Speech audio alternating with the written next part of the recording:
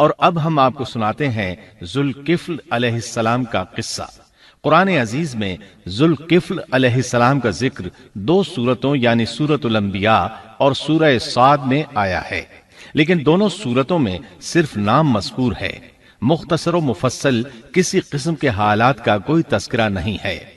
سورۃ الانبیاء آیت 85 اور 86 میں اللہ تعالی فرماتے ہیں، اور اسماعیل اور ادریس اور ذوالکفل یہ سب صابر لوگ تھے، ہم نے انہیں اپنی رحمت میں داخل کر لیا، یہ سب لوگ نیک تھے۔ اللہ تعالیٰ سورہ صاد آیت 48 میں فرماتے ہیں، اسماعیل، یسع اور ذوالکفل کا بھی ذکر کر دیجئے، یہ سب بہترین لوگ تھے۔ ذوالکفل علیہ السلام کے متعلق جس طرح قرآن مجید نے نام کے سوا کچھ ذکر نہیں فرمایا، اسی طرح نبی اکرم صلی اللہ علیہ وسلم سے بھی ان کے متعلق کچھ منقول نہیں ہے، لہٰذا قرآن و حدیث کی روشنی میں اس سے زیادہ کچھ نہیں کہا جا سکتا کہ ذوالکفل علیہ السلام اللہ کے برگزیدہ نبی اور پیغمبر تھے اور کسی قوم کی ہدایت کے لیے مبعوث ہوئے تھے۔ قرآن و سنت میں اس سے زیادہ سکوت ہے۔ باقی رہا سیر و تواریخ میں ان کا ذکر، تو کافی تفتیش و جستجو کے بعد بھی ہمیں اس سلسلے میں ایسی ٹھوس معلومات نہیں مل سکیں جن کے ذریعے سے ذوالکفل علیہ السلام کے حالات و واقعات پر مزید روشنی پڑ سکے،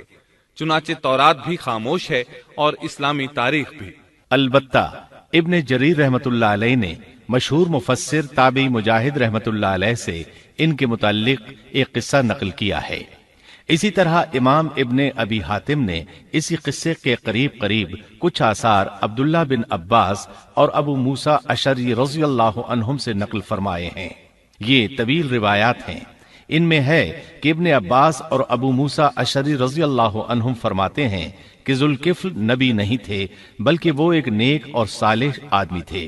لیکن ایک تو یہ روایات سند کے اعتبار سے ضعیف ہیں، دوسرا یہ کہ ابن عباس اور ابو موسیٰ رضی اللہ عنہم جیسے جلیل القدر صحابہ اور مجاہد رحمت اللہ علیہ جیسے عظیم تابعی سے یہ ناممکن ہے کہ وہ ذوالکفل علیہ السلام کے متعلق یہ فرمائیں کہ وہ نبی نہیں بلکہ ایک نیک مرد تھے۔ شاہ عبد القادر رحمت اللہ علیہ کا موقف ہے کہ ذوالکفل ایوب علیہ السلام کے بیٹے تھے اور انہوں نے اللہ کی خاطر کسی آدمی کی ضمانت دی تھی جس کی پاداش میں ان کو کئی برس قید کی تکالیف برداشت کرنا پڑی۔ چنانچہ شاہ صاحب اپنی تفسیر موضح القرآن میں لکھتے ہیں کہ ذوالکفل ایوب علیہ السلام کے بیٹے تھے، ایک شخص کے ضامن ہو کر کئی برس قید رہے اور اللہ کی خاطر یہ مشقت سہی۔ موجودہ دور کے بعض مفسرین کا خیال ہے کہ ذوالکفل حزقیل علیہ السلام کا لقب ہے۔ ایک دوسرے مفسر کی عجیب و غریب رائے یہ ہے کہ ذوالکفل گوتم بدھ کا لقب ہے، کیونکہ اس کے دارالسلطنت کا نام کپل تھا، جس کا معرب کفل ہے، اور عربی میں ذو صاحب اور مالک کے لیے آتا ہے، اور صاحب مال کے لیے ذو مال اور مالک شہر کے لیے ذو بلد کے الفاظ کثرت سے استعمال ہوتے ہیں، لہٰذا یہاں بھی کپل کے مالک و بادشاہ کو ذوالکفل کہا گیا ہے۔ اس مفسر نے یہ بھی دعویٰ کیا ہے کہ گوتم بدھ کی اصل تعلیم توحید اور حقیقی اسلام ہی کی تعلیم تھی، مگر اس کی موجودہ صورت دوسرے ادیان کی طرح محرف اور مسخ شدہ ہے، لیکن یہ اقوال قیاس و آراء سے زیادہ تاریخی حیثیت سے کوئی وقت نہیں رکھتے۔ ہم اس تعصب کے قائل نہیں ہیں کہ اگر صحیح تاریخ سے یہ ثابت ہو جائے کہ قرآن نے جن انبیاء کے صرف نام ذکر کیے ہیں ان کا مصداق فلاں برگزیدہ ہستی ہے، اور اس کا انکار صرف اس لیے کر دیا جائے کہ اس سے پہلے چونکہ ایسی بات کسی نے نہیں کہی اس لیے یہ قابل رد ہے۔ یقیناً ہم اس حقیقت کو تسلیم کرتے ہیں کہ تاریخی حقائق کی جستجو کا باب بند نہیں ہوا، اور آئے دن نئی تحقیقات سامنے آ رہی ہیں اور جدید انکشافات ہو رہے ہیں، بلکہ ان کے ذریعے قرآن مجید اور احادیث رسول کے بیان کردہ واقعات کی تصدیق ہوتی چلی جا رہی ہے۔ ملحد و بے دین لوگ ان کا انکار اس لیے کرتے اور کرتے آ رہے ہیں کہ تاریخ اور فلسفہ ان کا ساتھ نہیں دیتے، لیکن اگر قرآن کریم کی بیان کردہ کسی ہستی کے متعلق مزید انکشافات روشنی میں آئیں تو ہمارے لیے انکار کا باعث نہیں بلکہ مخالفین پر مزید حجت اور دلیل ہیں۔ لیکن اس حقیقت کے اقرار کے باوجود اس سے یہ بھی لازم نہیں آتا کہ کسی واقعے کے متعلق کوئی شخص اگر محض اپنے وہم و گمان اور قیاس و انداز سے بے دلیل کوئی بات کر دے تو ضرور اس کو مان لیا جائے۔ چنانچہ ذوالکفل علیہ السلام کو گوتم بدھ قرار دینا ابھی تک اس سے زیادہ کوئی حیثیت نہیں رکھتا۔ ہمارے لیے دنیا کے مختلف گوشوں میں اللہ کے فرستادہ نبیوں پر ایمان لانے کے لیے قرآن کی وہ تینوں دفعات کافی ہیں جو دین اسلام کا امتیازی وصف ہیں۔ سورۃ الفاتر آیت 24 میں اللہ تعالیٰ فرماتے ہیں،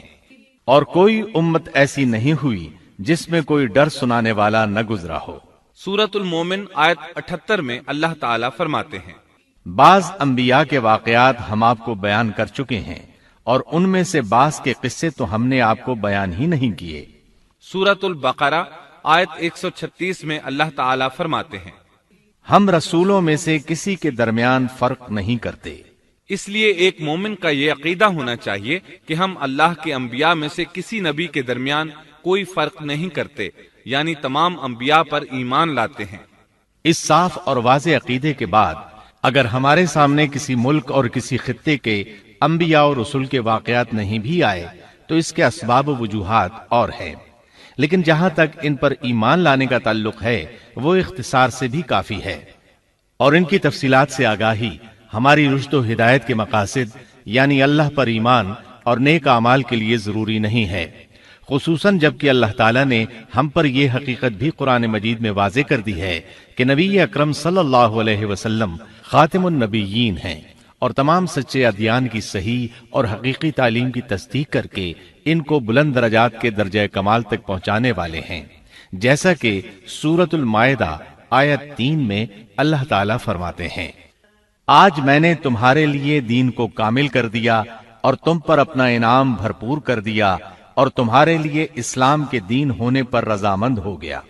خلاصہ کلام یہ کہ ہمیں یہ تسلیم ہے کہ ہندوستان میں بھی اللہ کے سچے نبی اور پیغمبر مبعوث ہوئے، بلکہ سیرت نگاروں کی روایات کے مطابق ابو البشر آدم علیہ السلام اسی ہندوستان کے کسی گوشے میں اتارے گئے، لیکن جب تک قرآن و حدیث کی صراحت یا تاریخ کے صحیح دلائل و براہین سے یہ ثابت نہ ہو جائے کہ ذوالکفل گوتم بدھ کا لقب ہے، محض قیاس و آراء کی بنا پر ہم اس کو تسلیم نہیں کرتے، کیونکہ جس طرح کسی نبی کو نہ ماننا کفر کی راہ ہے، اسی طرح کسی غیر نبی کو نبی تسلیم کرنا بھی باطل ہے۔